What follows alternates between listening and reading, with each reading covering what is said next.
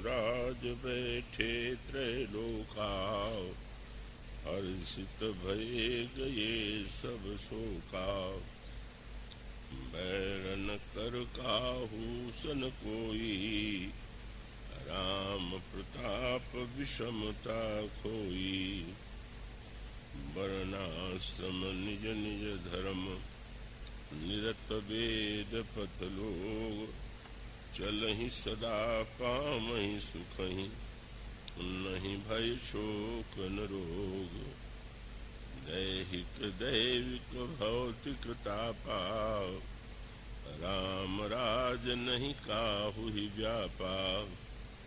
सब नर करहि परस्पर प्रीति, चलहि स्वधर्म निरत श्रुति नीति।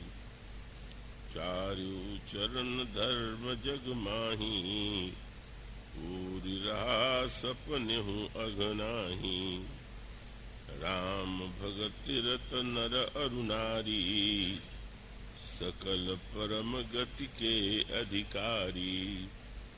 अल्प मृत्यु नहीं कौनु पीरा, सब सुंदर सब विरुज शरीरा। नहीं दरिद्र को दुखी न दीना, नहीं को अबुधन लक्षण हीना। सम निर्दम्भ धर्म रत गुणी, नर अरु नारी चतुर सब गुणी। सब गुणज्ञ पंडित सब ज्ञानी, सब कृतज्ञ नहीं कपट सयानी।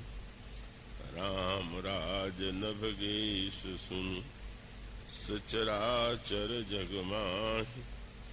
काल कर्म स्वभाव गुण, कृत दुख काहू ही नाहि।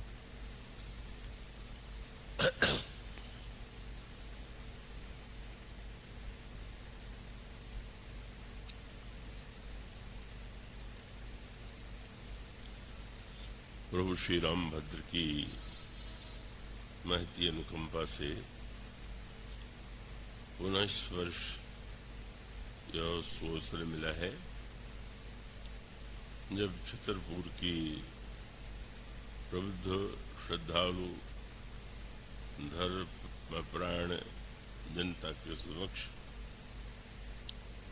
प्रभु के मंगलमय चरित्र की, उनके गुणों की, उनके आदर्शों की कुछ चर्चा की जा सके।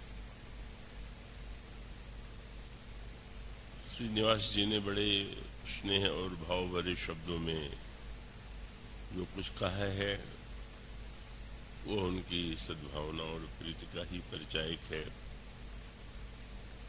इस परिवार से श्री नारायण भैया, जय भैया, प्याग जी, शिव जी और अशोक जी और उस समस्त परिवार से मेरा बड़ा पुरातन संबंध रहा है। इनकी माता श्री उस समय से मुझे देखती जानती रही हैं जब मेरी बहुत छोटी सी अवस्था थी। तो एक पारिवारिक संबंध के साथ साथ इन लोगों की जो निरंतर बढ़ती रहने वाली श्रद्धा और प्रीति की भावना है वो मुझे बार बार यहाँ आने के लिए प्रेरित करती है। मुझे कोई कष्ट का तो प्रश्न ही नहीं है। अत्यधिक ध्यान रखते हैं हमारे श्रीजय भैया और सभी अन्य सदस्य। तो वो तो एक प्रेम का एक नाता तो है ही, पर मैं स्वीकार करता हूँ कि यहाँ के श्रोताओं का और उनकी जो सुनने की सजगता है, एकाग्रता है, मुझे बड़ा प्रभावित करती है। और ये आवश्यक नहीं है कि बड़े नगर में बड़े उच्च कोटि के श्रोता मिलते हों और उसकी तुलना में यहाँ के श्रोता न्यून हों। बल्कि पिछले वर्ष के प्रवचन का जब प्रकाशन हुआ तो कई लोग बड़े आश्चर्यचकित थे कि छतरपुर में इतनी उच्च कोटि की कथा कैसे हुई, क्या विशेषता है। तो मैंने यही कहा कि नगर कितना बड़ा है और कितने अधिक बड़ी संख्या में लोग आते हैं, मूल्य इसका ही नहीं है। सुनने वाला कितना प्रबुद्ध है, कितना श्रद्धालु है, उसका और भी अधिक महत्व है। तो इस 14वें वर्ष में मुझसे आग्रह किया गया कि राम राज्य के प्रसंग पर मैं कुछ कहूं, और इस संबंध में यह स्मरण दिलाना भी मैं आपको चाहूंगा कि गोस्वामी जी तुलसीदास जी महाराज के पंचशती का वर्ष 1554 में गोस्वामी जी का जन्म हुआ, और इस तरह से विक्रमी संवत के अनुकूल यह 500 वर्ष पूरे होने जा रहे हैं, चल रहा है वो काल। तो गोस्वामी जी रामराज्य पंचशती और सबके द्वारा जो एक त्रिवेणी संगम शाला बना है, उसे दृष्टिगत रख करके कुछ बातें आपके सामने कही जाएंगी। मुझे विश्वास है कि आप अपनी एकाग्रता और तन्मयता से उसका आनंद ले सकेंगे। गोस्वामी जी की पंचशती और उसके संदर्भ से जुड़ करके जो आयोजन हो रहे हैं देश के विविध भागों में, कभी कभी यह सोच करके बड़ा विचित्र सा प्रतीत होता है कि जिस महापुरुष को, जिसकी कृति को हम आज इतना सम्मान दे रहे हैं, उसके जन्म की स्थिति तो उससे सर्वथा भिन्न थी। जिसके जन्म के समय बधाई नहीं बजाए गए, गीत नहीं गाया गया, पिता ज्योतिष के अंधविश्वासी थे और उनको लगा कि ये बालक तो बड़ा अभागा है, बड़ा विनाशक है, और वो इतने कहना चाहिए कि निर्मम ज्योतिष के मानने वाले थे कि उनको लगा कि इस बालक का त्याग कर देना चाहिए।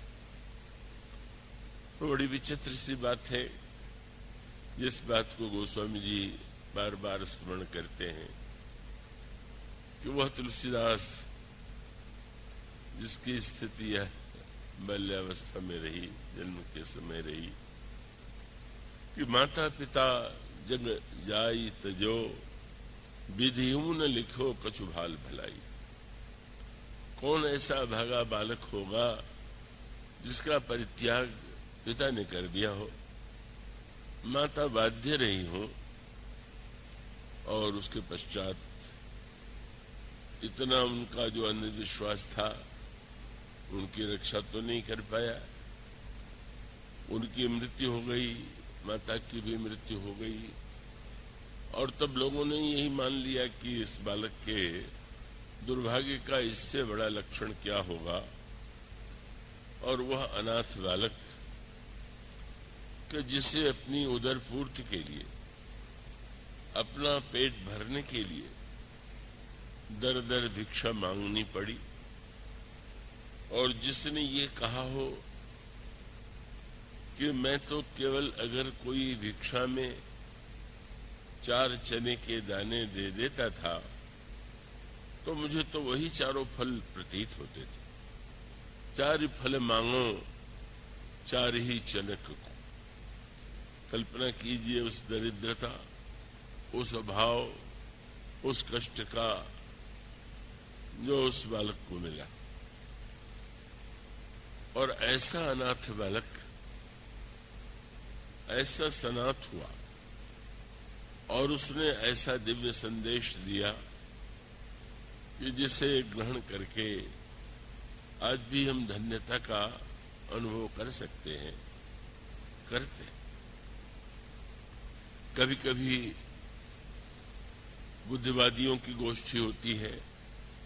समाचार पत्रों में एक शब्द बार बार दोहराया जाता है, थोड़ा मुझे आश्चर्य होता है, थोड़ी हंसी भी आती है, और वह है एक शब्द जिसको पढ़े लिखे व्यक्ति जो पढ़ते होंगे समाचार पत्रों में, लेखों में, गोष्ठियों में, वो ये है कि तुलसीदास की आज प्रासंगिकता क्या है। तो मैं सोचने लग जाता हूं कि शायद क्या अगर कुछ बुद्धिमान व्यक्ति एकत्र होकर के गोस्वामी जी को प्रासंगिक होने का प्रमाण पत्र दे दें अथवा न दें, तो इससे क्या कुछ अंतर पड़ने वाला है? विचार यह नहीं करना चाहिए कि गोस्वामी जी की प्रासंगिकता क्या है। विचार यह करना चाहिए कि आज हम सब कुछ करते हुए भी प्रासंगिक नहीं रह गए हैं, और 500 वर्ष पहले जिसका जन्म हुआ वो आज जन जन में प्रासंगिक है। उसको प्रमाण पत्र थोड़ी चाहिए कि प्रमाण पत्र दिखला के कहें कि नहीं आज भी गोस्वामी जी प्रासंगिक। वो तो घर घर में, परिवार में और उच्च से लेकर के साधारण वर्ग में उनकी कृति व्याप्त है। तो ये तो हमें यह सोचने की प्रेरणा देती है कि 500 वर्ष पहले एक महापुरुष हुआ और वो आज भी इतना प्रासंगिक बना हुआ है, और जब स्वयं वे जो प्रासंगिक नहीं रह पाए, वे उनको प्रासंगिक होने के लिए उन पर विचार करते। वस्तुतः गोस्वामी जी की जो प्रासंगिकता है, सर्वदा सर्वकालीन जो उनकी कृति की विलक्षणता है, उसके अंतरंग अर्थ पर आप दृष्टि डालिए, और उन्होंने जो कृति दी, उस कृति में ऐसी क्या विलक्षणता है कि आज भी व्यक्ति के अंतःकरण में, व्यक्ति के जीवन में वो इतना रस का सृष्टि करती है।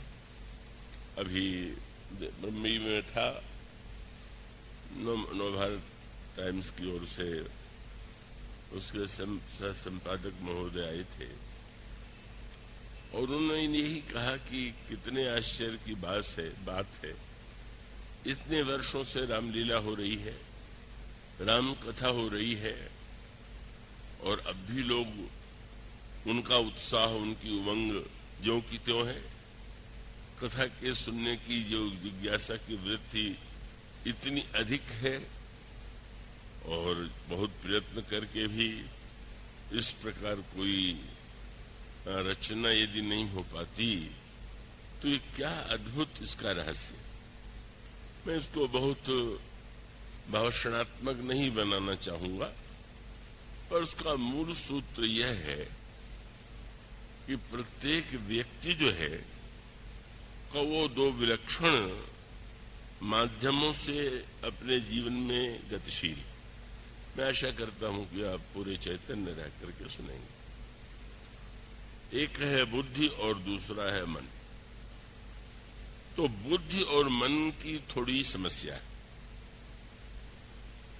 कई वस्तुएं ऐसी हैं, कोई ग्रंथ, कोई कृति, कुछ बातें कि जो बुद्धि संगत लगती, बुद्धि के अनुकूल लगती, बुद्धि उन्हें स्वीकार करती, लेकिन मन, उसकी प्रवृत्ति बुद्धि से भिन्न है, और मन उसे स्वीकार नहीं कर पाता, मन उसमें रस नहीं ले पाता।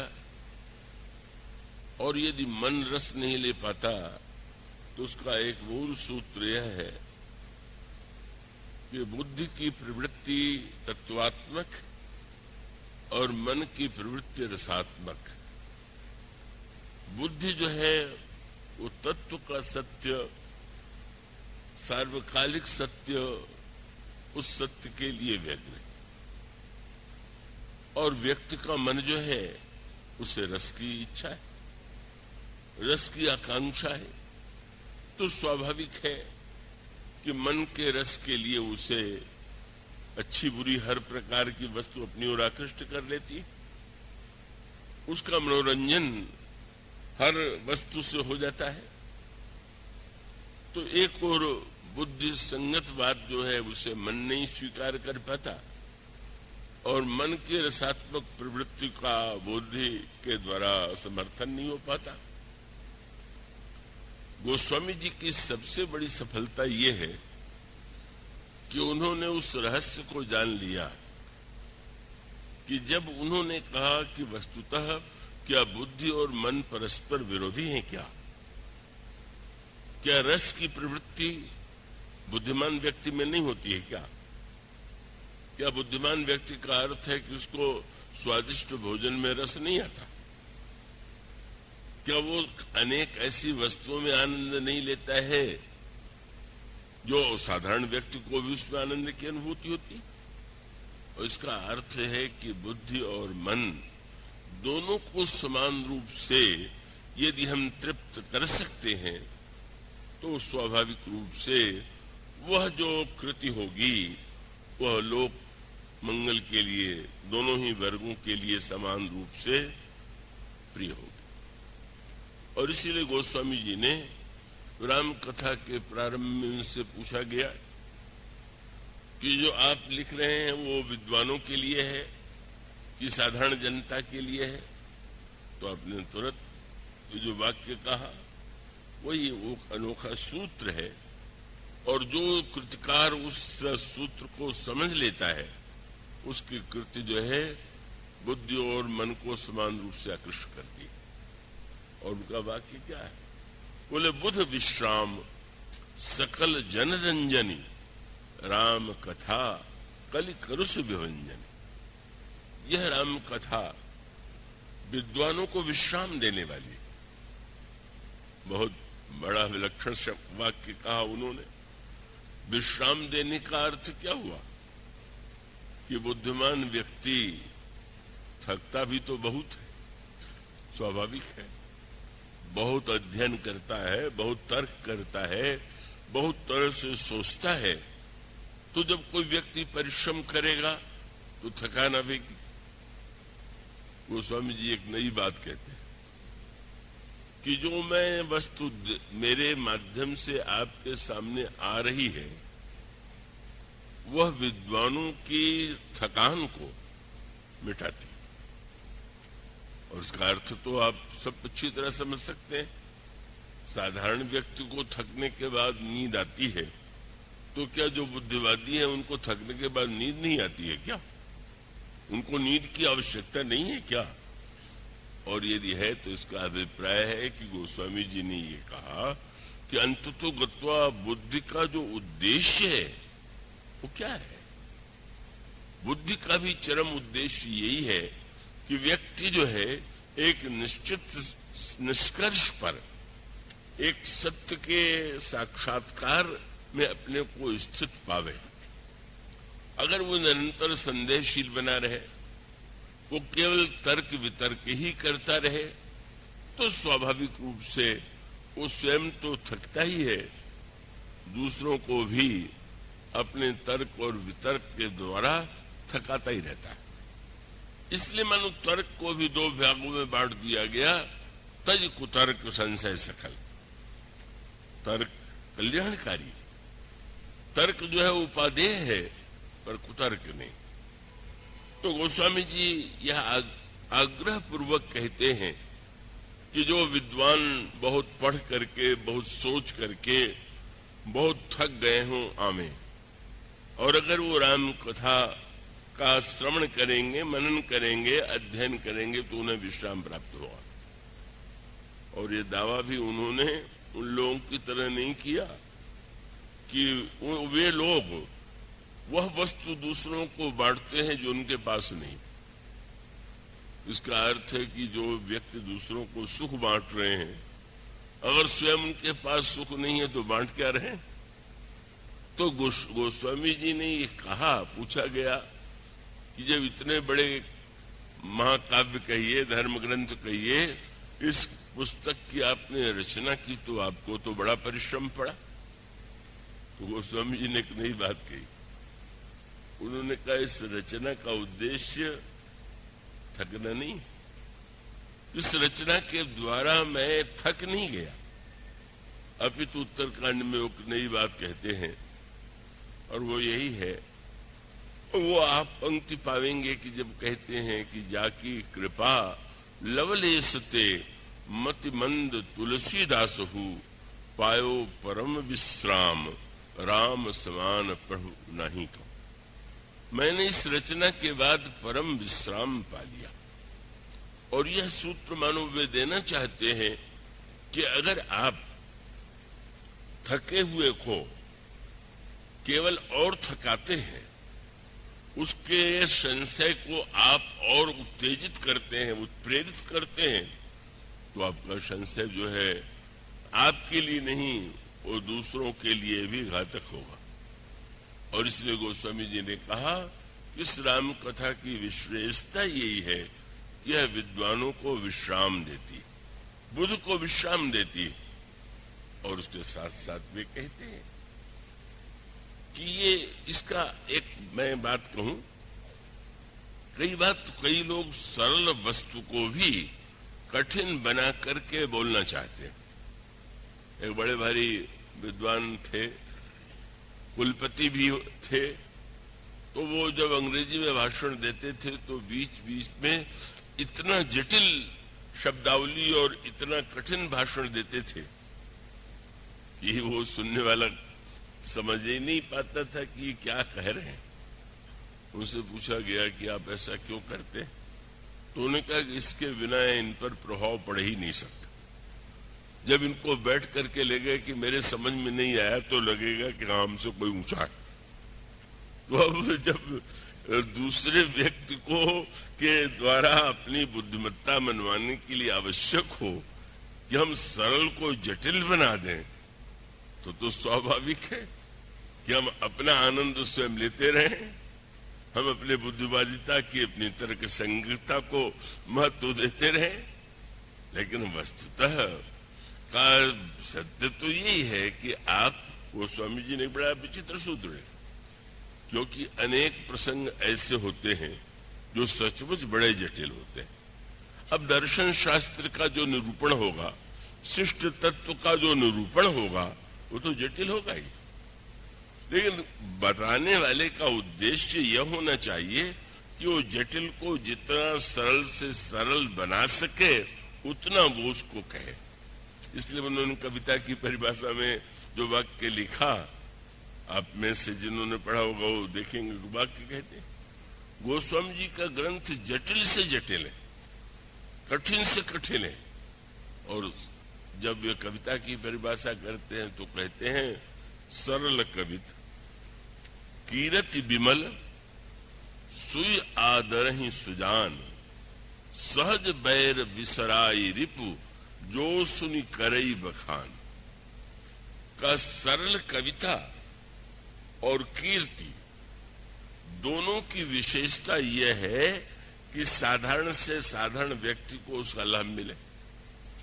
किसी की तिजोरी में बहुत धन पड़ा हुआ है और समाचार पत्रों में पढ़े कि इनके पास तो इतना धन है, तो क्या उस धन के द्वारा कोई दूसरों को लाभ मिल रहा है क्या? और किसी की कीर्ति अगर उसको दूसरों से बिल्कुल अलग बना दे, वो स्वामी जी कहते हैं कि नहीं नहीं, कविता सरल होनी चाहिए। वो स्वामी जी की कविता यूं कह सकते हैं कि बड़ी जटिल भी है, पर उनका तात्पर्य यह है कि हमारा उद्देश्य उसको सरल बनाना है, उसको कठिन बनाना नहीं। मैं एक वैज्ञानिक का संस्मरण पढ़ रहा था, बड़ा मीठा विनोद भरा था। संसार में जिन्होंने का सापेक्षवाद के सिद्धांत की खोज की पुरस्कृत हुए, बड़ा उनका सम्मान था। अब किसी नौजवान व्यक्ति ने मुझसे पूछ दिया कि सापेक्षवाद क्या है, जरा समझा दीजिए।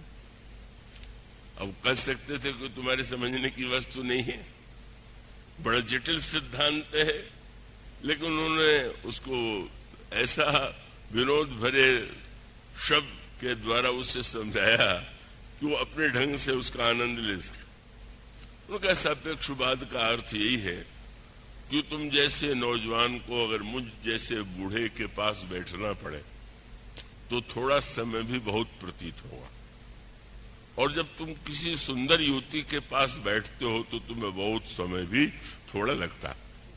यही सापेक्षवाद है।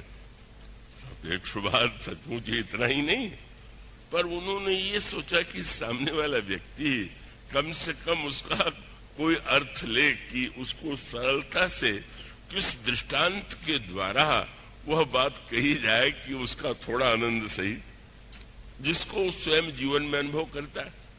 सापेक्षवाद क्या सचमुच इतना ही है क्या?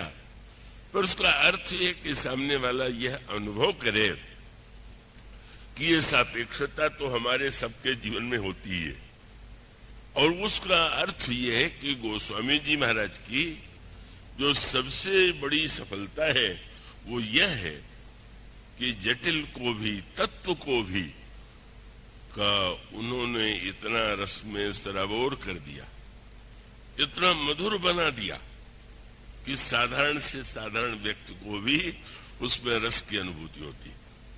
और जो व्यक्ति उसके अंतरंग में बैठ सकता है तो उसको उसके अंतरंग में एक दिव्य तत्व ज्ञान का परिचय प्राप्त होता है।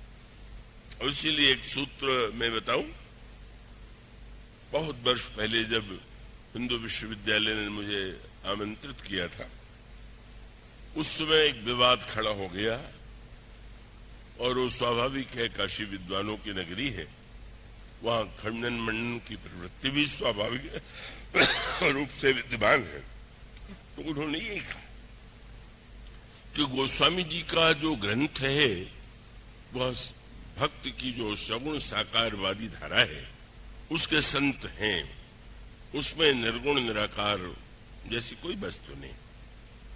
और उनको लगा कि मैं जो कुछ कह रहा हूं उसमें का वो शायद मैं अपने विचारों को तुलसीदास पर आरोपित कर रहा हूं, और अपनी विद्वत्ता के द्वारा हम उनमें वह दिखाना चाहते हैं जो उनमें नहीं।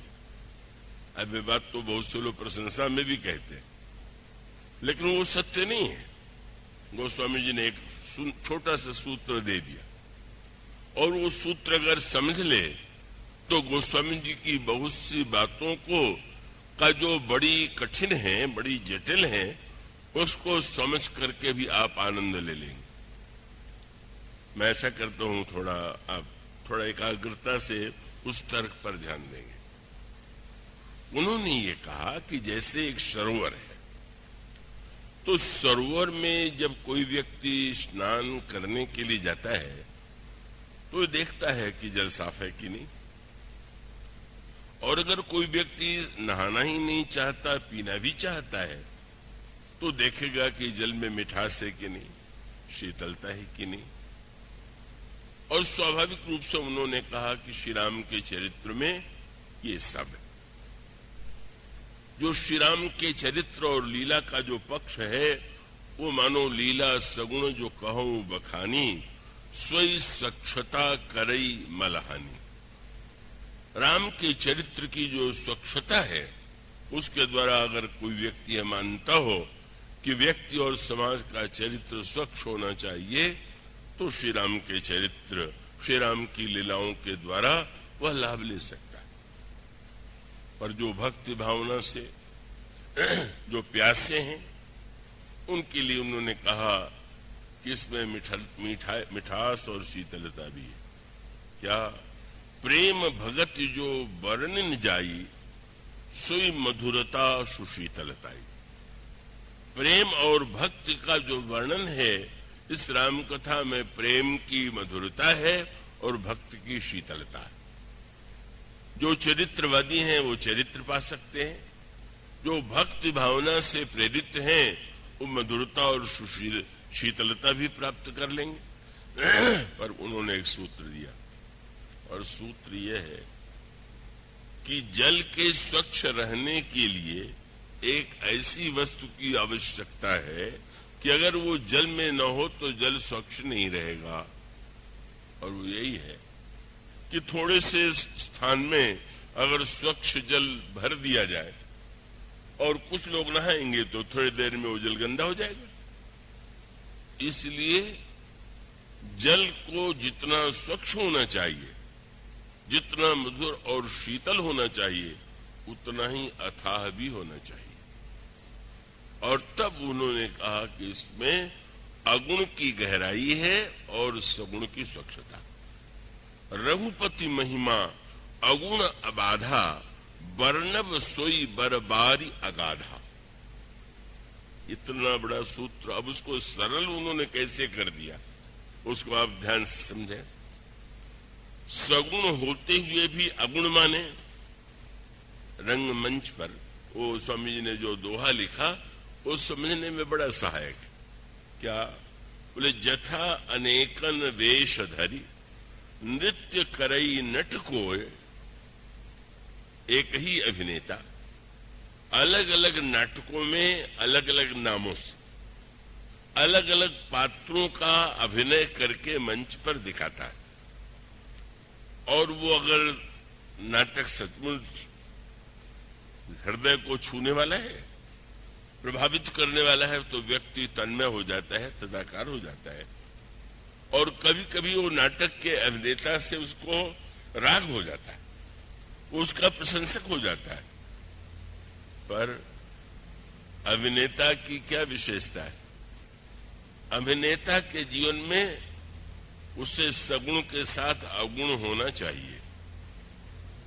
अगर वो सगुण के साथ अगुण नहीं होगा, सब नहीं रह पाते, कितने झगड़े खड़े हो जाते हैं। सगुण के साथ अगुण माने, अगर कोई व्यक्ति अभिनेता के किसी ऊंचे चरित्र को देखकर प्रभावित हो, लोग प्रभावित होकर के चरण भी छूने लगते हैं, सम्मान भी देने लगते हैं, ये तो लोगों की भावना है। पर गोस्वामी जी जो सूत्र देते हैं वो सूत्र क्या है?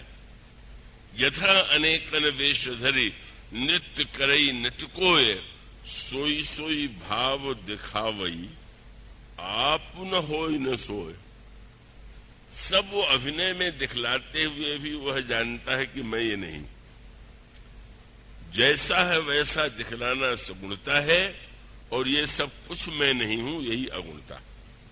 मानो गोस्वामी जी बताना ही चाहते हैं कि सगुणता ही तो प्रशंसा और निंदा, सुख और दुख, राग और द्वेष दोनों का कारण बन जाती है। आपकी कोई प्रशंसा करे आप बड़े प्रसन्न होंगे, निंदा करेगा तो आप दुखी हो जाएंगे। और ये प्रशंसा और निंदा का जो पक्ष है वो सदा एक जैसा रहने वाला नहीं। इसलिए जो सगुण होते हुए भी सदा अगुण रहे, यही गोस्वामी जी का दर्शन। आप कहां क्या कार्य कर रहे हैं, उस कार्य को निर्वाह करते हुए भी जब उसमें से किसी एक को आप सचमुच ये मान लेते हैं कि मैं यही हूं, तो क्या होगा? परिणाम होगा कि उस व्यक्ति का वो तो दुख को निमंत्रण दे रहा, वो स्वयं अपने जीवन के लिए संकट उत्पन्न कर रहा। कभी आप नाटक में हरिश्चंद्र बन गए और लोग अब आपके अभिनय से प्रभावित हो जाए, नाटक के बाद आपका चरण छूने लगे, माला पहनाने लगे, यहां तक तो ठीक। पर दूसरे दिन भी अगर आप हरिश्चंद्र ही बने बैठे रहे तो मांगने वालों की इतनी बड़ी भीड़ एकत्र होगी कि कल तो आपने सारा राज्य दे दिया था और अपने पुत्र को भी भेज दिया था, मेरे लिए इतना दे दीजिए। मानुष का अर्थ ये है कि अब वो गोस्वामी जी इसको कैसे सुंदर ढंग से प्रस्तुत करते हैं। आप इसे यूं देखें, दो पात्र हैं, परशुराम और राम। दोनों को हम ईश्वर का ही रूप मानते हैं, ईश्वर का अवतार मानते हैं। संयोग ऐसा है कि दोनों का नाम राम है। अब राम के सगुणता के साथ अगुणता क्या है?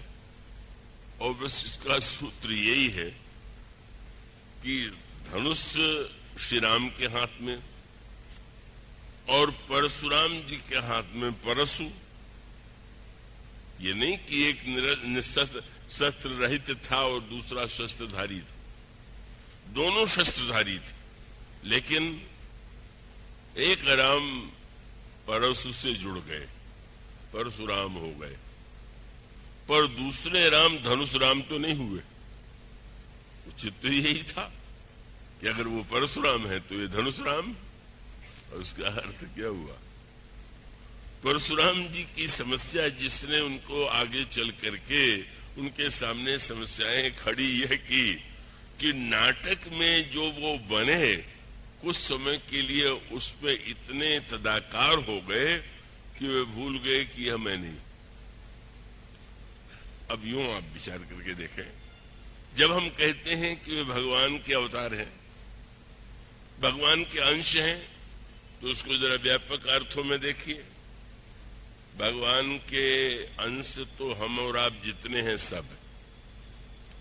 अब उसमें अंतर दिखाई दे सकता है कि किसी में अधिक प्रकाश दिखाई दे रहा हो और किसी में कम प्रकाश दिखाई दे रहा हो। दृष्टांत चंद्रमा का ले लीजिए। का चंद्रमा किसी दिन बहुत कम प्रकाश वाला, किसी दिन और अधिक, किसी दिन और अधिक, पर मूलतः तो चंद्रमा चंद्रमा ही है, चाहे वो द्वितीया का है चाहे पूर्णिमा का है। लेकिन उसमें मूल अंतर कहाँ है? और अंतर यही है कि जहां पर परशुराम जी महाराज के चरित्र के द्वारा मानो यह शिक्षा दी गई कि हम सब भी ईश्वर के अंश होते हुए भी इसलिए हम उस सत्य से वंचित हो गए हैं, क्योंकि जो हम नहीं हैं वह हमने अपने आप को सचमुच मान लिया। और आपने एक बात पर ध्यान दिया कि नित्य जो है आपका शरीर, आपका जीवन इस सत्य का साक्षात्कार आपको कराता है। और वो क्या है? दिन भर आप काम करते हैं, थकान आ जाती है और होता है कि नहीं अब विश्राम करना है।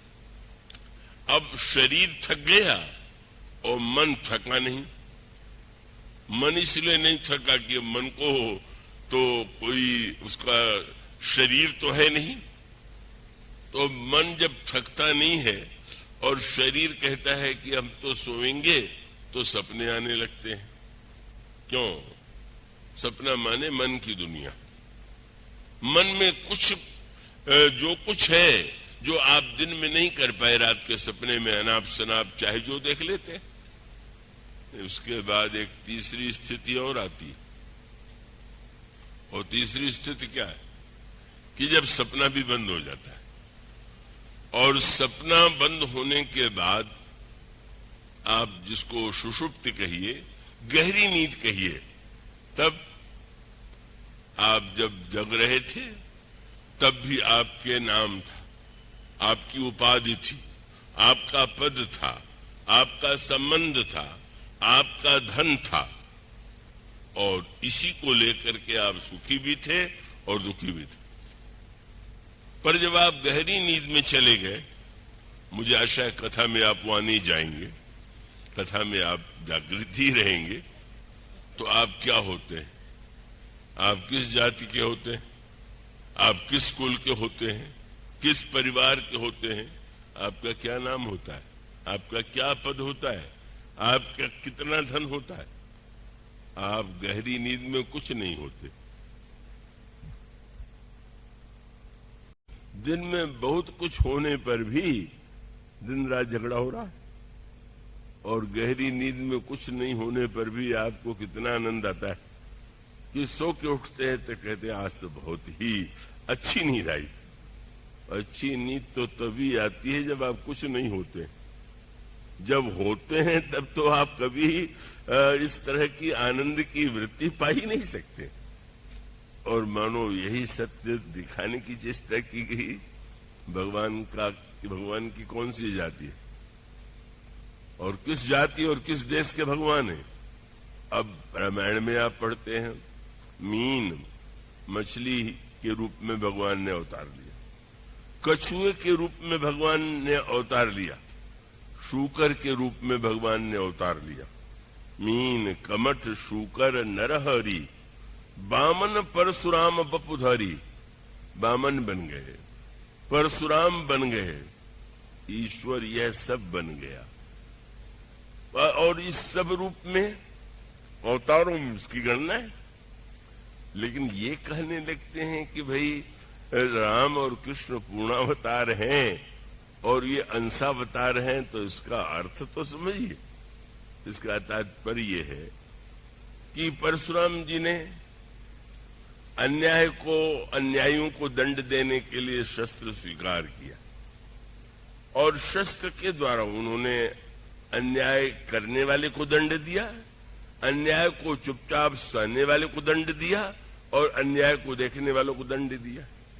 लेकिन फिर वो इतना गहरे रूप से फरसे से जुड़ गए कि उन्होंने यह मान लिया कि सारी समस्याओं का समाधान एकमात्र परशु है, फरसा है, दंड है। और इसलिए वो अपने नाम के पहले परस जोड़ करके गर्व का अनुभव करते। किंतु इतना ही नहीं, कैसी अनोखी बात हो गई। उन्होंने ब्राह्मण कुल में अवतार लिया, तो ब्राह्मण कुल में अवतार लेने के बाद उन्होंने मान लिया कि मैं ब्राह्मण हूं। और ब्राह्मण ही नहीं, उसके साथ साथ वो इतना अभिनिवेश, ये परशुराम जी की निंदा न समझ लीजिएगा। कई लोग ऐसे विचित्र श्रोता हैं, उनसे बड़ा डर लगता है। और डर इसलिए लगता है कि उसको भी क्षत्रिय ब्राह्मण ने यानी किन किन मापदंडों से देखने लग जाते हैं। कब परशुराम जी की समस्या ये है, जब वो श्री राम से अपना परिचय देते हुए कहते हैं, तुम्हें मेरा परिचय ज्ञात नहीं है क्या? बोले बाल ब्रह्मचारी, मैं बाल ब्रह्मचारी हूं। और उसके साथ साथ भी ये कहना नहीं भूले कि इस भ्रम में न रहना, मैं क्रोधी भी बहुत हूं। बाल ब्रह्मचारी अति को ही।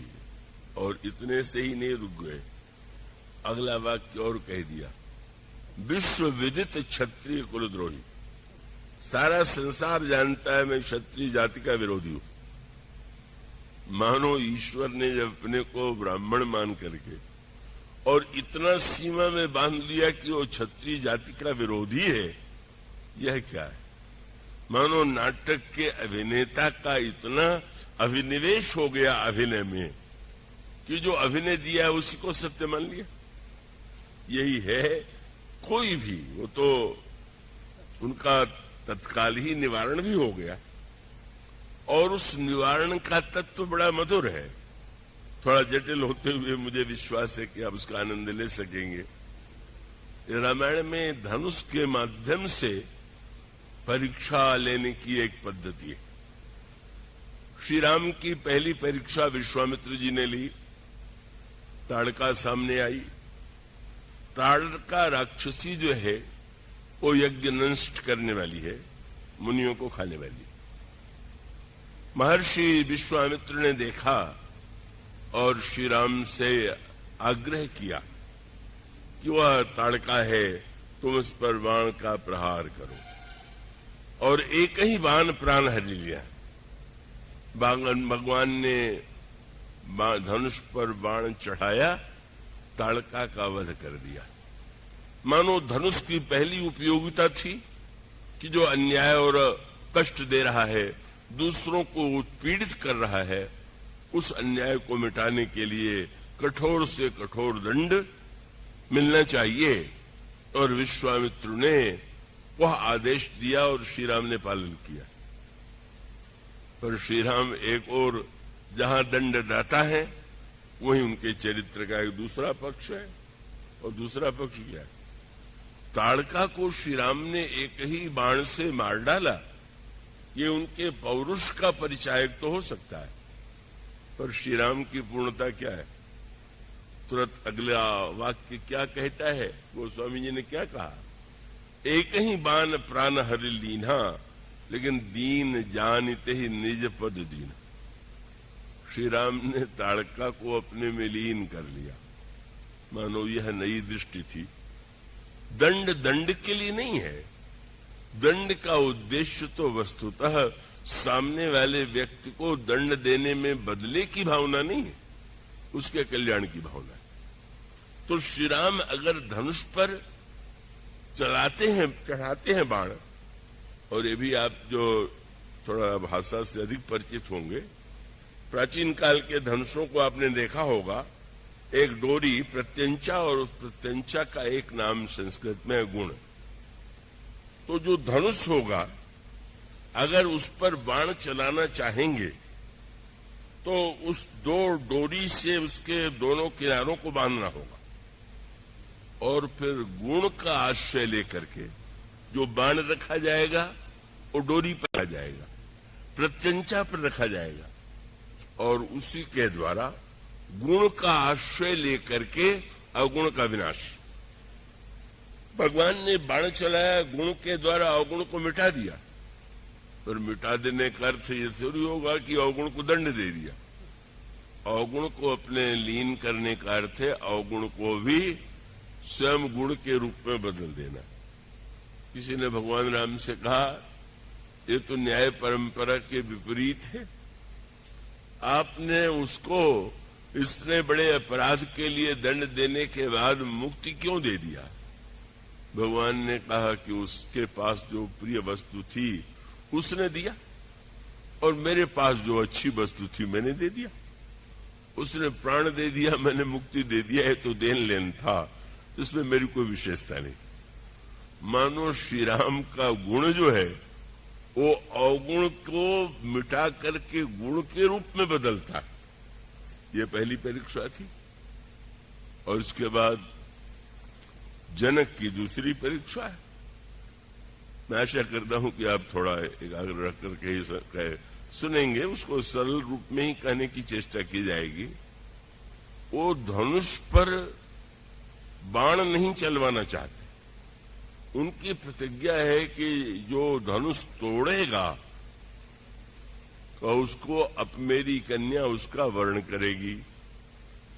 परशुराम जी महाराज तो इसी पर बिगड़ खड़े हुए कि राजा तेरे विषय में तो बड़ा प्रसिद्ध था कि तू बड़ा ज्ञानी है, आज तक ऐसी मूर्खता की परीक्षा तो मैंने नहीं देखी। धनुष चलवा के देखा जाता है कि तोड़वा के देखा जाता है?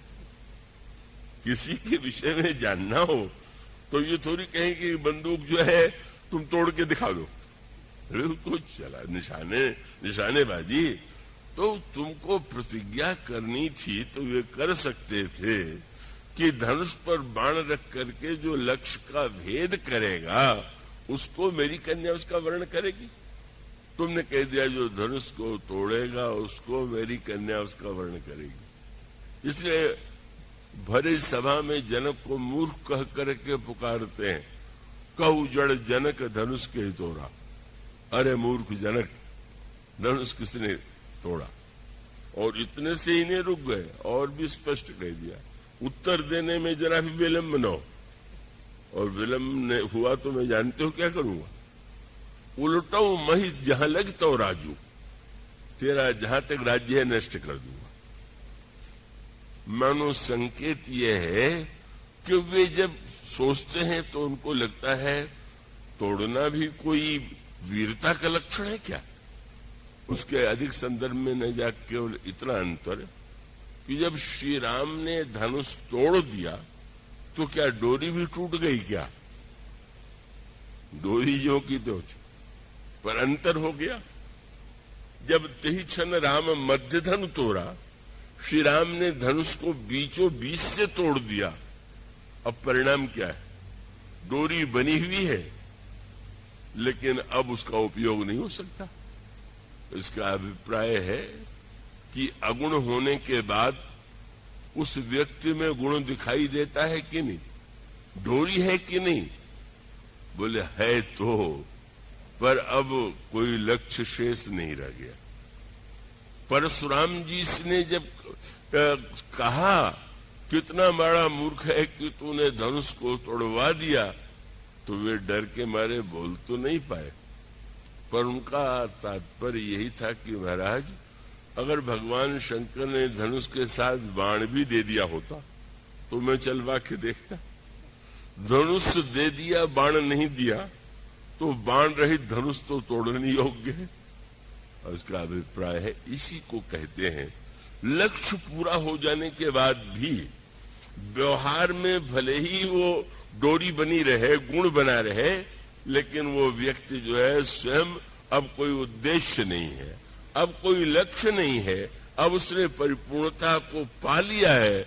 इसलिए इसका अभिप्राय है कि अब धनुष तोड़ने का अर्थ है गुण है पर गुण का अभिमान नहीं, कर्म है पर कर्तापन का अभिमान नहीं। मानो तत्वज्ञ जनक ने एक वेदांती के रूप में श्री राम की परीक्षा लिया और श्री राम के द्वारा धनुष जो है सचमुच टूट गया। गुण रहा पर गुण ही नहीं रहा, धनुष का कर्तृत्व टूट गया, दिखाई तो सामने दे रहा। और उसके पश्चात आते हैं परशुराम जी महाराज, जो सगुण बन करके सचमुच अपने को सगुण मान बैठे। मैं ब्राह्मण हूं, मछली की कौन सी जाति, कछुआ की कौन सी जाति, शूकर की कौन सी जाति है, लेकिन उन्होंने कहा कि मैं ब्राह्मण हूं और क्षत्रिय जाति के विरोधी हूं। मानो यही है, इसी को अभिनिवेश कहते हैं। आप किसी परिवार में आए, आपका इतना अभिनिवेश हो गया कि आपने उसी को परम सत्य मान लिया। और तब भगवान राम और परशुराम जी का संवाद क्या है, उसको केवल अगर आप बाहरी आनंद लेना चाहें तो आप राम लीलाओं में खूब आनंद लीजिए।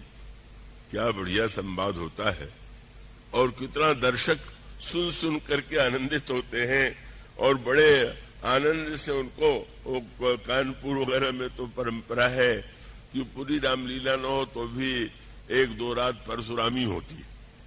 परशुराम माने लक्ष्मण और परशुराम जी का संवाद, और जितना लिखा है उससे न जाने कितनी सैकड़ों कविताएं बनी हुई। तो उसमें बिल्कुल वो एक बात कहते हैं तो सामने लक्ष्मण जी दूसरी बात काटते हैं, लक्ष्मण जी की बात वो काटते हैं। मानो जनता तो उसका एक आनंद दूसरे अर्थों में लेती है, पर कितनी बड़ी दार्शनिक बात को जिसमें इतना आनंद व्यक्ति ले रहा है। गोस्वामी जी यह बताना चाहते हैं कि दोनों में अंतर यही है कि मानो जब हम अपने जीवन में गुणी बन जाते हैं, गुणाभिमानी बन जाते हैं, गोस्वामी जी ने जो सूत्र दिया आप उस पर गहराई से विचार कीजिए। अभी आपके सामने मैंने कहा कि तुलसीदास जी रामायण के रचयिता है, मैं कहता हूं ना, पर क्या तुलसीदास जी मानते हैं कि मैंने रामायण की रचना की है? बिल्कुल नहीं। का उनसे पूछा गया किसने रचना की, कहने रच महेश निज मानस राख। ऐसे तो बहुत से लेखक हैं जो दूसरे की वस्तु को अपना बना के कहते मैंने लिखा, दूसरे की कहानी को अपना बना देते। लेकिन गोस्वामी जी ने कहा शंकर जी ने इसको बनाया। पार्वती जी ने शंकर जी से पूछा, नहीं बात नहीं करेंगे आप लोग।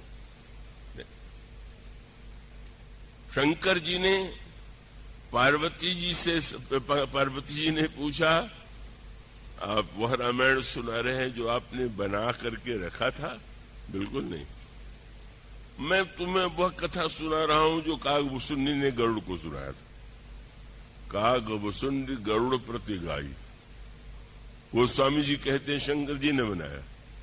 शंकर जी कहते हैं नहीं नहीं, वो तो कागभूषुंडी ने गरुड़ को सुनाया था, वही मैं तुमको सुना दे रहा हूं। और बाद में याज्ञवल्क्य जी से जब पूछा गया कि आप जो ये कथा सुना रहे हैं वो रामायण आपकी बनाई हुई है?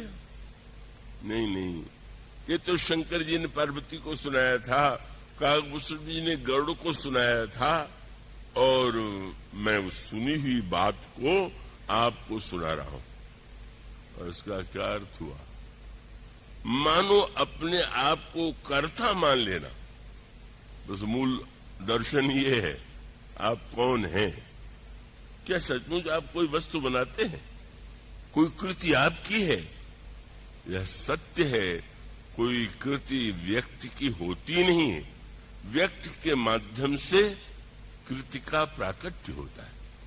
और जिस समय उस कृति के प्राकट्य को अपने से जोड़ देता है, वहीं वो अभिमानी बन जाता है, मेरी कितनी बड़ी कृति है, कितनी बड़ी रचना। और तुलसीदास जी ने इतनी राम कथा लिखी क्यों? हम और आप भले ही कह दें लोक कल्याण के लिए, पर तुलसीदास जी ने क्या कहा?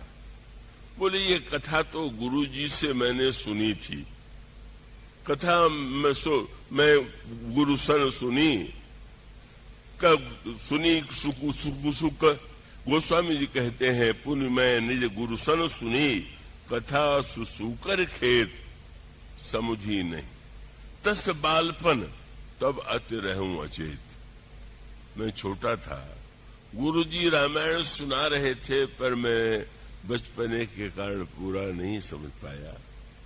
पर गुरु जी इतने कृपालु थे कि तदपि कही गुरु 12 तो समुझी परी कछु मति अनुसारा। गुरु जी ने बार बार सुनाया और सुन करके मुझे कुछ कुछ समझ में आया। फिर आपने लगता है लोक कल्याण की भाषा से, लोक कल्याण की भावना से, इसको आज कहेंगे तो हिंदी भाषा, उस समय तो उसको गांव की भाषा मानी जाती थी, अवधी कह लीजिए। आपने क्या लोक कल्याण के लिए इसका अनुवाद कर दिया? उन्होंने कहा बिल्कुल नहीं। शब्द क्या है? कितना बड़ा सूत्र है। गोस्वामी जी कहते हैं कि भाषा बद्ध करब मैं सोई, मोरे मन प्रबोध जे होई। गोस्वामी जी कहते किसी दूसरे के लिए नहीं, केवल मेरी समझ में आ जाए, अपने मन को प्रबोध दोने के लिए इसको मैंने भाषा में बनाया। और रामायण समाप्त होने के बाद उन्होंने क्या लिख दिया? काहे के लिए? आजकल समाज में लोक कल्याण की भावना से प्रेरित अनगिनत व्यक्ति है, और वह लोक कल्याण कितना हो रहा है इसका दर्शन भी हम सब जीवन में कर रहे हैं। गोस्वामी जी से पूछा गया ये किसके लिए है, और तुरंत उन्होंने कहा, मुझे तो आश्चर्य होता है जब कोई व्यक्ति ये दावा करे कि मैं अंधकार दूर कर रहा हूं, अंधकार दूर करना चाहता हूं। गोस्वामी जी ने अंत में भी यही कहा, स्वांतस्तमः शांते, मेरे हृदय का अंधकार दूर हो जाए, मेरे हृदय का की बुराई दूर हो जाए, इसलिए मैंने इस राम कथा को इस रूप में रखा।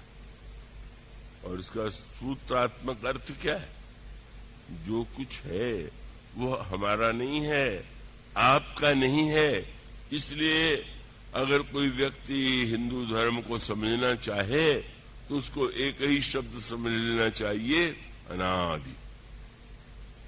अनादि समझ लीजिए, आपके समझ में सब आ जाएगा। क्या अनादि है? संसार किसने बनाया? कहने के लिए कहेंगे ब्रह्मा ने बनाया। तो रामायण में क्या लिखा हुआ? विधि प्रपंच अस अचल अनादि, संसार अनादि। ये ईश्वर बोले राम अनादि अवधपति सोई, सब कुछ अनादि ही अनादि है। शंकर जी का पार्वती से विवाह होने लगा तो मुनियों ने आज्ञा दिया कि आप दोनों गणेश की पूजा कीजिए। विवाह हो रहा है, गणेश जी शंकर पार्वती के पुत्र हैं, विवाह हुआ नहीं, उसके पहले कहते हैं पूजन कीजिए।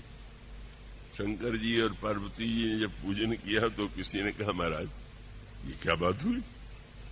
और तब वही उस शब्द, एक ही शब्द है समझने का, मूल सूत्र, मुनि अनुशासन गणपति पूजऊ शंभु भवानी, को सुनि संशय करे जनि, सुर अनादि जिय जान। देवता अनादि है, वेद अनादि है, ईश्वर अनादि है, संसार अनादि है। अनादि शब्द तो इतना व्यापक हो गया कि जब भरत जी ने चित्रकूट में प्रभु से कहा कि महाराज आपके अभिषेक के लिए तीर्थों का जल लाया गया है, इसका क्या करें? तो प्रभु ने कहा कि महर्षि अत्रि के पास जाओ और वो जहां रखने के लिए कहें वहां रख देना। अत्रि जी जाते हैं, आप में से जो चित्रकूट गए होंगे, जाते होंगे, वहां जानते हैं एक तीर्थ है भरतकूप। तो महर्षि उन्होंने अत्रि जी ने कहा कि इसी कूप में तुम जल स्थापित कर दो, ठीक है? लेकिन एक बात तो कहना नहीं भूले कि ये मत समझना कि मैंने इस तीर्थ का निर्माण किया, यह तीर्थ के जल के द्वारा निर्माण हुआ। तब शब्द वही मुनि जी कहते हैं, तात अनादि सिद्ध थलेहु लोप्यु काल विदित नहीं क्यों। अनादिकाल से यह था पर बीच में कभी लुप्त हो गया। यही हमारा दर्शन है। हमारे दर्शन की मान्यता ये है, कोई वस्तु होती है, बीच में कभी लुप्त जैसी होती है और फिर किसी को माध्यम बना करके वो सामने आ जाती है। इसलिए वो कह देता अनादि सिद्ध थले। और इस सूत्र को अगर व्यक्ति समझ ले तो किसी बात में अभिमान होने का प्रश्न ही नहीं। जब कुछ सब कुछ है, वह चाहे ईश्वर का कह लीजिए, चाहे वो प्रारब्ध कह लीजिए, चाहे वो कर्म कह लीजिए, अनादित्व यह बताता है कि जहां व्यक्ति ने अपने आप को करने वाला माना, बस वहीं अपने लिए और दूसरों के लिए समस्या बन गया। और यही संवाद का सारा रहस्य है। परशुराम जी महाराज को इतना अधिक गौरव की अनुभूति होती है फरसे के ऊपर कि लक्ष्मण जी थोड़ा उनसे ढिठाई से बात करने लगे तो उनको यही लगा कि इस लड़के ने शायद मेरे हाथ का फरसा नहीं देखा। उनको विश्वास था कि मुझे देख करके भले ही प्रभावित न हो, पर फरसा देख के समझ जाएगा। और तब भी जब लक्ष्मण जी से बात करने लगे तो गोस्वामी जी कहते हैं कि सामने है लक्ष्मण और परशुराम जी देख किसे रहे, बोले चितई परसु की ओरा। ऊपर आंख उठा के फरसे को देख ले, जब मैं ऊपर देखूंगा तो ये भी देख लेगा। और बता दिया, अरे सठ सुने सी स्वभाव न मोरा, अरे दुष्ट तूने मेरा स्वभाव नहीं सुना। और उसके पश्चात इसके बाद भी जब लक्ष्मण जी ने आंख उठा के नहीं देखा तो तुरंत उन्होंने कहा, परसु विलोक, मेरा परसु देख। अरे राजा के लड़के मेरे परस को देख। फिर भी नहीं देखा, बड़े बिगड़े, परस क्यों नहीं देख रहा है? तो उन्होंने कहा, महाराज मैं तो आपका जनेऊ देख रहा हूं। भृगुसुत समुझी जनेऊ बिलोकी, बहुत बड़ा सूत्र था। उसका अभिप्राय यह है कि जनेऊ भी एक प्रकार का बंधन ही है, क्योंकि वो भी रस्सी है, धागा है, धागा से बना हुआ है। लेकिन वह जो यज्ञोपवीत है, व्यक्ति को सत्कर्म और पवित्रता की प्रेरणा देता है और याद दिलाता है कि तुम ऋणी हो, तुम्हें ऋण से मुक्त होना। यज्ञोपवीत धारण करके अभिमान नहीं, अपितु ये कि ये तो मुझे याद दिलाने के लिए है कि मैं अनेक अनेक ऋणों से युक्त हूं और उस ऋण से मुक्त तब मैं होऊंगा जब देव ऋषि ऋण पितृ ऋण से मैं अपने कर्तव्य कर्म के द्वारा उन्हें संतुष्ट करूंगा। मानो उसका अभिप्राय अंततोगत्वा यही है कि वस्तुतः सत्य यह था कि परशुराम और श्री राम एक ही है, पर एक होते हुए भी परशु की आसक्ति, मैं ब्राह्मण हूं उस प्रकार का अभिनिवेश और उसी तरह से बार बार के गर्व से, और विचित्रता विडंबना क्या है, ये ब्राह्मण भी कहलाना चाहते हैं। पर भगवान राम ने तो बार बार कहा कि आप तो ब्राह्मण हैं, तो और बिगड़ खड़े हुए। तो क्या उन साधारण ब्राह्मणों की तरह मुझे समझता है क्या? मैं वो ब्राह्मण नहीं हूं, मैं वो यज्ञ दूसरे तरह का करता हूं क्या? मैं जैसे, बस वही मैं। जब बोलते हैं तो पहला शब्द मैं जस विप्र सुनाऊं तो चाप श्रुवा कर आहुति जानू कोप मोर अति घोर कृसाणु समझ सेन चतुरंग सहाई महामहीप भय पशुआई मैं ही परसु काट बल दीन है समर यज्ञ जग कोटि कीन्हे मोर प्रभाव विदित नहीं तोरे बोलस निदर विप्र के भोरे। मैंने अपने धनुष को बनाया श्रुवा और बाण के द्वारा मैंने राजाओं का वध करके अपने क्रोध की अग्नि में उनको बलि दे दिया। मैं ऐसा ब्राह्मण। अब उसका सुंदर सूत्र यही है कि मानो भगवान श्री राम अगर वही बन के उत्तर दें कि अच्छा आप बड़े बनते हैं क्षत्रिय और बड़े ब्राह्मण और क्षत्रिय विरोधी, तो मैं क्षत्रिय हूं, देखें आप क्या कर लेते हैं। ऐसा तो तुम तो दिन रात समाज में चल ही रहा, चलता ही रहता है। भगवान श्री राम बार बार यही कहते हैं और बड़े मीठे ढंग से कहते हैं। भगवान राम कहते हैं, उन्होंने कहा मैं बड़ा क्रोधी हूं, तो भगवान राम तुरंत बड़ी विनम्र शब्द कहते हैं, चाहिए विप्र उरु कृपा घनेरी। ब्राह्मण तो कृपा का रूप होता है। कब मानो संकेत यही है कि श्री राम उस गुणत्व के अभिमान से मुक्त है। गुण का अभिमान उनमें नहीं है। वो जानते हैं कि ठीक है इस समय हम दोनों सामने खड़े हैं, लेकिन कोई किसी कार्य का बार बार मानो यह अभिनिवेश, यही सगुणता, जिस सगुणता से व्यक्ति ने रस्सी से व्यक्ति दूसरे को बांधता है, पर यह व्यक्ति का गुणाभिमान स्वयं उसको अपने आप में बांध देता है। दूसरे को बांधना और बात, अपने को बांध लेना, यही गुण की विशेषता है। और इसलिए अंतिम परीक्षा भी क्या थी, वो तो धनुष ही है। और धनुष यही था कि अंत में जब उनको लगने लगा कि यह तो कोई किशोर साधारण व्यक्ति नहीं लग रहा है, जब उन्होंने पूछा तो तुम्हें डर लगता है कि नहीं, महाराज वैसे तो काल से भी डर नहीं लगता। किसी से डर लगता है? बोले महाराज हाँ आपसे लगता। इसलिए नहीं डर लगता कि आप बड़े बलवान, तो बोले आपसे डरता हूं इसीलिए तो काल से निडर हूं। विप्र वंश की अस प्रभुताई अभय होई जो तुम्हें डराई। मानो श्री राम अपनी उस स्थिति में सब कुछ हो रहा है, पर मैंने धनुष तोड़ डाला, मैंने सबको परास्त कर दिया, मेरे सामने कोई कुछ नहीं है। वह कुछ है ही नहीं, सब कुछ है। अगर उनकी यह नाम की आसक्ति प्रकट हो गई कि जब उन्होंने श्री राम से कहा कि अगर तुम झगड़ा निपटाना चाहते हो तो एक ही उपाय है कि तुम अपना कोई और नाम रख लो। मानो नाम के प्रति इतनी आसक्ति हो गई है, मेरा नाम। और भगवान राम ने कहा अगर नाम का झगड़ा हो तो मेरा तो 2 अक्षर वाला छोटा सा नाम, आपका 5 अक्षर वाला बड़ा नाम, भला मुझसे और आपसे क्या बराबरी। और एक बहुत बड़ी बात कह दी जिसको परशुराम जी बाद में उसके अर्थ पर उन्होंने विचार किया, जिसके लिए गोस्वामी जी ने कहा सुनि मृदु गूढ़ वचन रघुपति के। श्री राम ने कहा कि आप तो ब्राह्मण कह ही रहे हैं, शास्त्र कहते हैं कि ब्राह्मण के 9 गुण होते हैं, तो 9 गुण परम पुनीत तुम्हारे।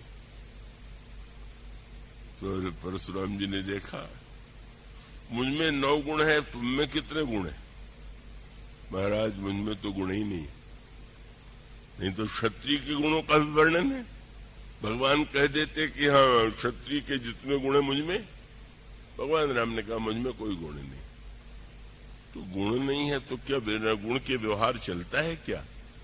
बोले नहीं महाराज, व्यवहार चलाने के लिए गुण तो है। क्या? नाथ एक गुण धनुष हमारे। इस धनुष में एक गुण है, तंतिंचा रस्सी को दिखाया, बस एक गुण है, मुझ में नहीं है, धनुष में। और धनुष की कला ही यही है कि जब लड़ना होता है तो डोरी चढ़ा लेते हैं और जब लड़ना नहीं होता तो डोरी उतार लेते हैं। बोले व्यवहार के लिए एक गुण तो रखना पड़ता है, पर उसको चढ़ाना और उतारना दोनों ही चाहिए। यही धनुष की विशेषता है। फरसा चढ़ा ही रहता है, उतरना नहीं जानता। गुणाभिमान जो है, जब आवश्यकता है, आप कोई पद पर होंगे तो आप क्या उस पद के पदाधिकारी के रूप में कार्य नहीं करेंगे? क्या उस समय आप किसी गुण को नहीं स्वीकार करेंगे? पर स्वीकार करते हुए एक न्यायाधीश है, अपने को न्यायाधीश नहीं मानेगा तो न्याय कैसे करेगा? न्यायाधीश मानेगा, न्याय भी करेगा, लेकिन अगर वो बुद्धिमान होगा तो कुर्सी से हटते ही अपने को न्यायाधीश मानना बंद कर देगा। कि अब घर में पहुंचे तो भी जज साहब, पत्नी के सामने भी अगर न्यायाधीश है आप, बेटे के सामने भी अगर आप जज ही साहब बने हुए हैं, तो आप घर में झगड़ा और नाना प्रकार का कष्ट दिए और लिए बिना नहीं रह सकते। उसका अर्थ है भगवान राम की आवाज सुन करके परशुराम जी को लगा यह तो कोई और ही बात है, और तब उन्होंने भी धनुष को केंद्र बना दिया। और केंद्र यही था कि उन्होंने कहा कि राम तुमने धनुष चला के भी दिखाया, तोड़ के भी दिखाया, अब जरा मेरे पास जो धनुष है उसको भी खींच के दिखला दो। श्री राम नहीं बोले। परशुराम जी के हाथ में धनुष आया, लेकिन जब श्री राम ने उस धनुष की डोरी को या धनुष को अपनी ओर नहीं खींचा तो आश्चर्य हुआ। पर दूसरे ही क्षण उन्होंने देखा देत चाप आप ही चले गए। हो गया कर्म, धनुष चला गया, धनुष चढ़ गया, पर श्री राम की ओर से कोई प्रयत्न नहीं, कोई पुरुषार्थ नहीं। मानो अगुण ने यह दिखा दिया कि सगुण केवल व्यवहार का सत्य है, अगुणता ही तत्व है, और उसमें स्थिर रहने के लिए सगुणता की बात ठीक है। और तब इतना आनंद, अगर परशुराम जी भी सचमुच महानतम न होते तो कितना अपमानित अनुभव करते कि अरे सारे संसार के क्षत्रियों को दंड देने वाला आज एक क्षत्रिय कुमार से मैं हार गया। नहीं, इतने प्रसन्न हुए मानो जो सगुण होते हुए अगुण था उससे वार्तालाप करके परशुराम जी महाराज इतने आनंदित कैसे हो गए। जाना राम प्रभाव तब पुलक प्रफुल्लित गात, जोरी पानी बोले बचन। प्रणाम करने की आवश्यकता नहीं थी, पर वो स्वयं जब श्री राम की इस भरी सभा में स्तुति करते हैं, बिना अभिमान से मुक्त हुए, क्या कोई ऐसा व्यवहार कर सकता था जैसा परशुराम जी महाराज ने किया? मानो रामायण का महानतम सूत्र यही, श्री राम जो है कि श्री राम का चरित्र मधुर है, कोमल है, रसमय है, और उसके साथ साथ उसकी विशेषता यही है कि वो सब कुछ होते हुए भी स्वयं उनमें कोई अभिमान नहीं, कोई कर्तृत्व नहीं।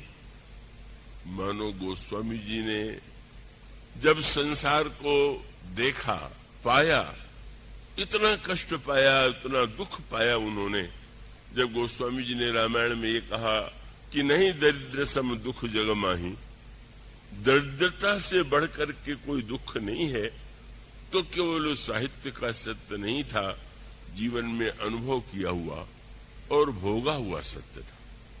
वो आप कल्पना कीजिए कि जिस बालक को दरवाजे दरवाजे भटकना पड़ा हो भिक्षा मांगने के लिए, और लोग भिक्षा देते समय भी यह चिंता करते रहे हों कि सवेरे सवेरे लड़के का मुंह देख लिया, पता नहीं दिन कैसा बीतेगा। दिन अगर खराब बीतता है तो हम लोगों के मुंह से यही निकलता है, पता नहीं किसका मुंह देख के उठे थे।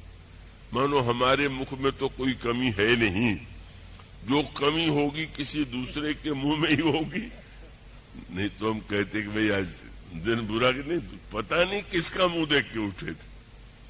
तो गोस्वामी जी को देख करके तो यही समझते थे, अभी आ गया भागा, भिक्षा मांग रहा है, न दे तो भी ठीक नहीं, और दे तो पता नहीं दिन कैसा बीतेगा। जिन्होंने इतना कष्ट भोगा उन्होंने एक संत का आश्रय प्राप्त किया, और वो संत नरहर दास। गोस्वामी के जन्म स्थान को लेकर के, किसी जाति को लेकर के, स्थान को लेकर बड़ा विवाद है।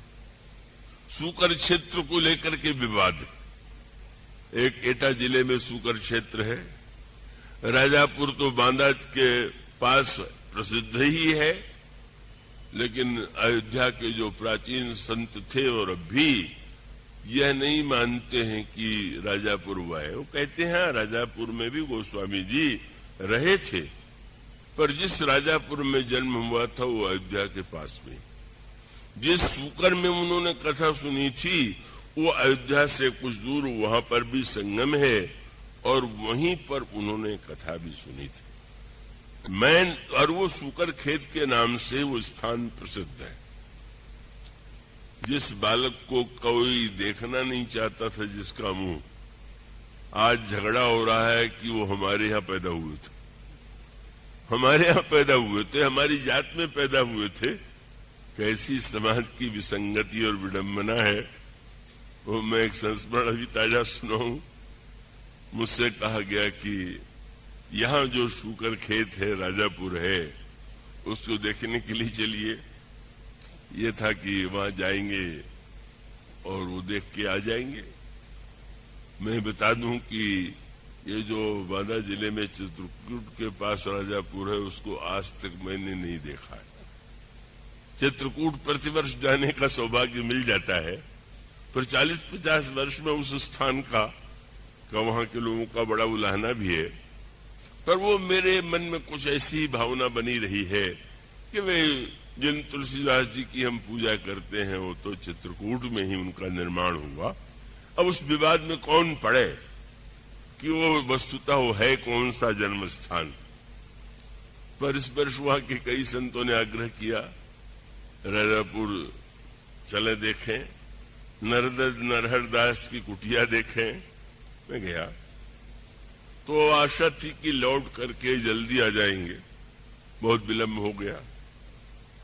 का भोजन आदि करके नहीं गए थे, ये मान करके कि लौट के भोजन करेंगे, और वहां संयोग से भोजन बिल्कुल नहीं मिला। भोजन कहीं नहीं प्रबंध था। तो मैंने विरोध में यही कहा, संतों ने तो ये कह करके प्रमाण पत्र दिया कि ये उस राजापुर में नहीं गए और इसमें आ गए तो यही असली, वो तो उनका था। पर मैंने तो विनोद में यही कहा कि वो तो इनकी भक्ति भावना है। सच तो यह है कि आप लोगों ने सिद्ध कर दिया कि आप राजापुर वाले। उन्होंने भी तुलसीदास जी को भोजन नहीं दिया था और आपने हम लोगों को भूखा ही रखा है, तो उस परंपरा को आप निर्वाह कर रहे हैं। वो तो एक विनोद में कही के बात थी, लेकिन इसका अर्थ यही तो हुआ। इतने अनादृत व्यक्ति ने समाज को कितना कुछ दिया, पर देने के बाद कभी नहीं कहा कि मैंने क्या दे दिया, मैं क्या दे रहा हूं। बस उनको तो यही लगा, बार बार वो यही कहते रहे कि अरे भाई मुंह से पूर कायर कपूत कौड़ी आध के।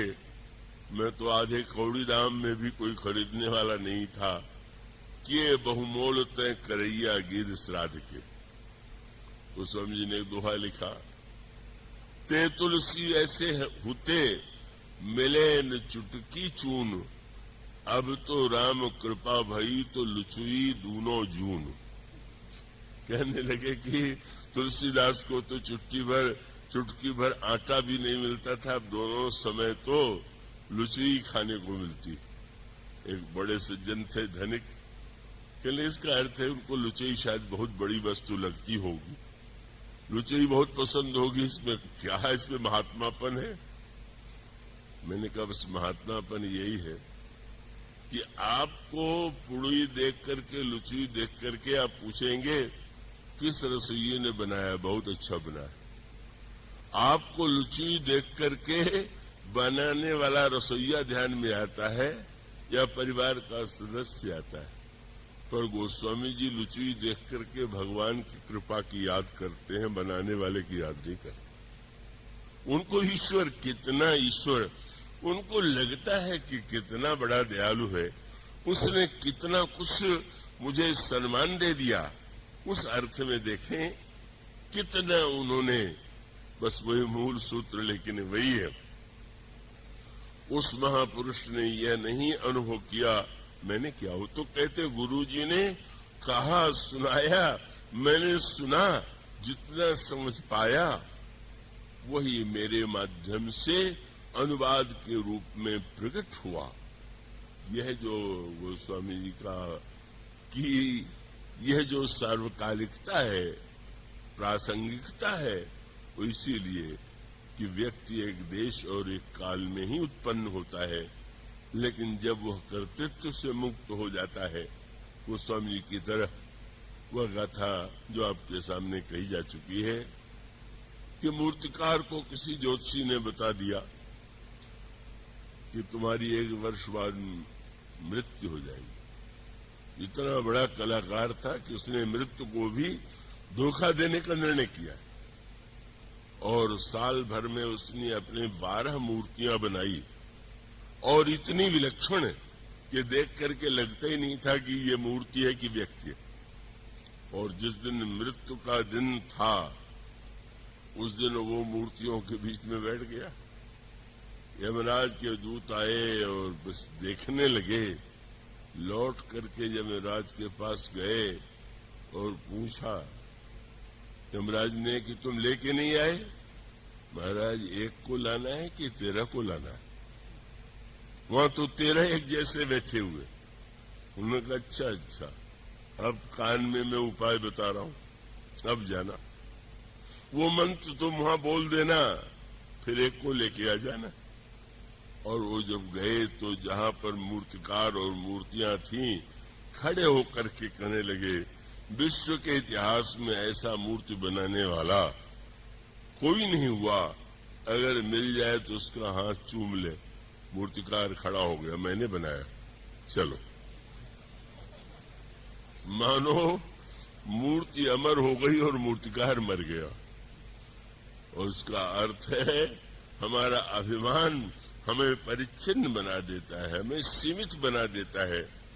और गोस्वामी जी कोई अभिमान नहीं।